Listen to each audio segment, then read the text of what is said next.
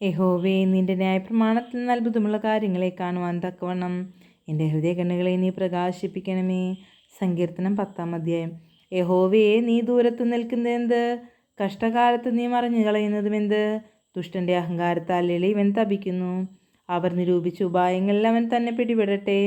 ദുഷ്ടൻ തൻ്റെ മനോരഥത്തിൽ പ്രശംസിക്കുന്നു. ദുരാഗ്രഹി യഹോവയെ ത്യജിച്ച് നിന്ദിക്കുന്നു. ദുഷ്ടൻ ഉന്നത ഭാവത്തോടെ അവൻ ചോദിക്കുകയില്ല എന്ന് പറയുന്നു.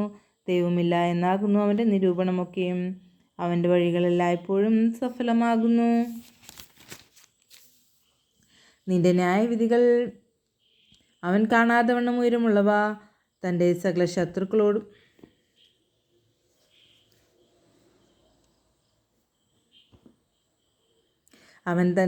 ശത്രുക്കളോടും അവൻ ചീറുന്നു. ഞാൻ കുലുങ്ങിയില്ല, ഒരു നാളും അനർത്ഥത്തിൽ വീഴുകയുമില്ല എന്ന് അവൻ തൻ്റെ ഹൃദയത്തിൽ പറയുന്നു. അവൻ്റെ വായിൽ ശാപവും വ്യാജവും സാഹസവും നിറഞ്ഞിരിക്കുന്നു. അവൻ്റെ നാവിൻ കീഴിൽ ദോഷവും അതിക്രമവും ഇരിക്കുന്നു. അവൻ ഗ്രാമങ്ങളുടെ ഒളിവുകളിൽ പതിയിരിക്കുന്നു. മറവിടങ്ങളിൽ വെച്ച് അവൻ കുറ്റമില്ലാത്തവനെ കൊല്ലുന്നു. അവൻ രഹസ്യമായ അഗതിയുടെ മേൽ കണ്ണുവെച്ചിരിക്കുന്നു. സിംഹം മുറ്റുകാട്ടിലെന്ന പോലെ അവൻ മറവിടത്തിൽ പതുങ്ങുന്നു. എളിയവനെ പിടിപ്പാൻ അവൻ പതിയിരിക്കുന്നു. എളിയവനെ തൻ്റെ വലയിൽ ചാടിച്ചു പിടിക്കുന്നു. അവൻ കുനിഞ്ഞ് പതുങ്ങിക്കിടക്കുന്നു.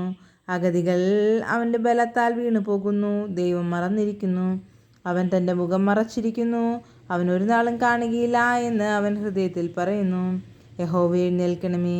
ദൈവമേ, തൃക്കൈ ഉയർത്തണമേ. എളിയവരെ മറക്കരുതേ. ദുഷ്ടൻ ദൈവത്തെ നിന്ദിക്കുന്നതും നീ ചോദിക്കുകയില്ല എന്ന് തൻ്റെ ഉള്ളിൽ പറയുന്നതും എന്തിന്? നീ അത് കണ്ടിരിക്കുന്നു. തൃക്കൈ കൊണ്ട് പകരം ചെയ്യുവാൻ ദോഷത്തെയും പകയെയും നീ നോക്കിക്കൊണ്ടിരിക്കുന്നു. അഗതി തന്നെത്താൻ നിങ്കലേൽപ്പിക്കുന്നു. അനാഥന് നീ സഹായിയാകുന്നു. ദുഷ്ടൻ്റെ ഭുജത്തെ നീ ഒടിക്കണമേ. ദോഷിയുടെ ദുഷ്ടതയില്ലാതെയാകുവോളം അതിന് പ്രതികാരം ചെയ്യണമേ. യഹോവ എന്നേക്കും രാജാവാകുന്നു. ജാതികൾ അവൻ്റെ ദേശത്ത് നശിച്ചു പോയിരിക്കുന്നു. ഭൂമിയിൽ നിന്നുള്ള മർത്യൻ ഇനി ഭയപ്പെടുത്താതിരിപ്പാൻ നീ അനാഥനും പീഡിതനും ന്യായപാലനം ചെയ്യേണ്ടതിന് യഹോവേ, നീ സാധുക്കളുടെ അപേക്ഷ കേട്ടിരിക്കുന്നു. അവരുടെ ഹൃദയത്തെ നീ ഉറപ്പിക്കുകയും നിന്റെ ചെവി ചായ്ച്ച് കേൾക്കുകയും ചെയ്യുന്നു. ദൈവമേ, സ്തുതിക്ക് യോഗ്യമാവുന്നു. ബാറയ്ക്കുമോർ.